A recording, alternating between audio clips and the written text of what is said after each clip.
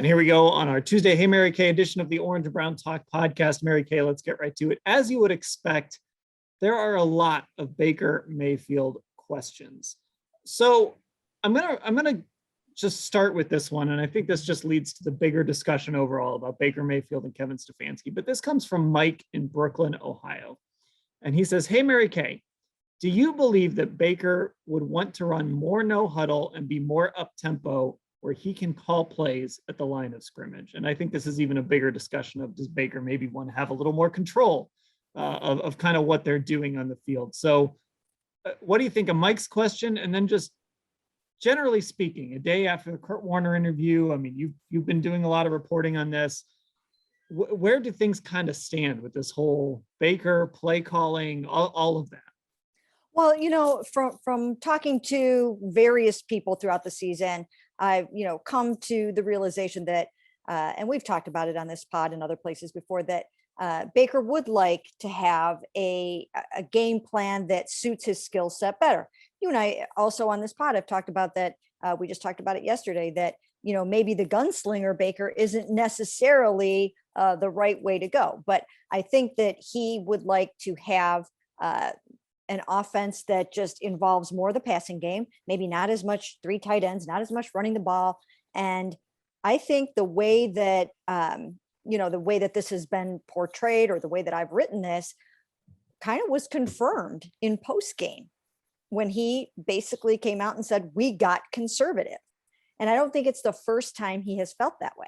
I think he does feel, and I think it shows sometimes in his body language, I think he felt that way in the Detroit game. I think it was one of the reasons he walked off the field. I think he had some issues with how things went in that game.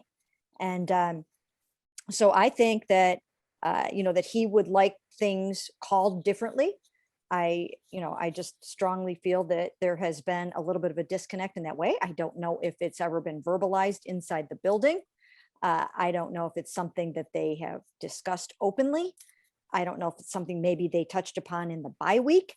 I don't know. But there is some kind of vibe that Baker would like to be able to run a different offense, maybe more three wides, maybe some four wides, open things up a little bit and have it be more of a pass oriented situation. And if it's not going to be that, then I have to wonder too, if this is going to be a match going forward for both sides. And, I've written before that the future of Baker Mayfield is a two-way street.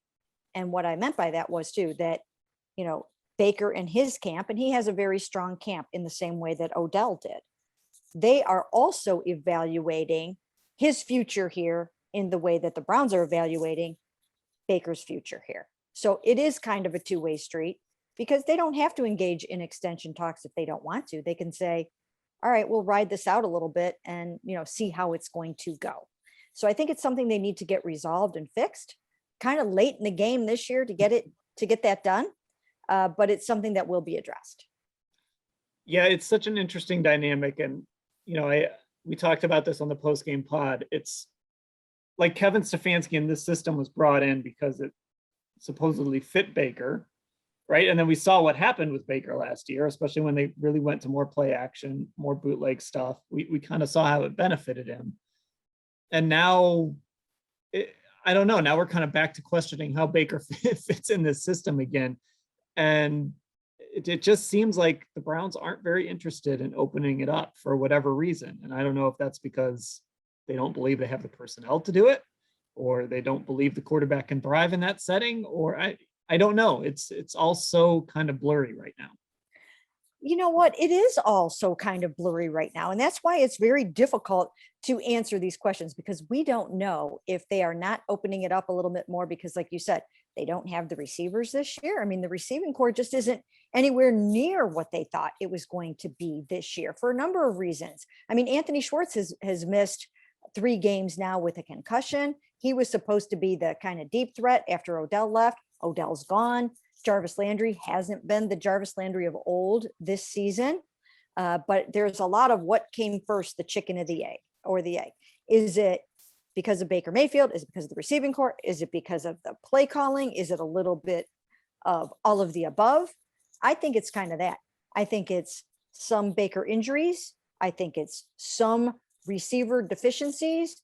I think it's some play calling that, that maybe does get a little bit conservative at times in the second half. I mean, we see the disparity in points, first half, second half.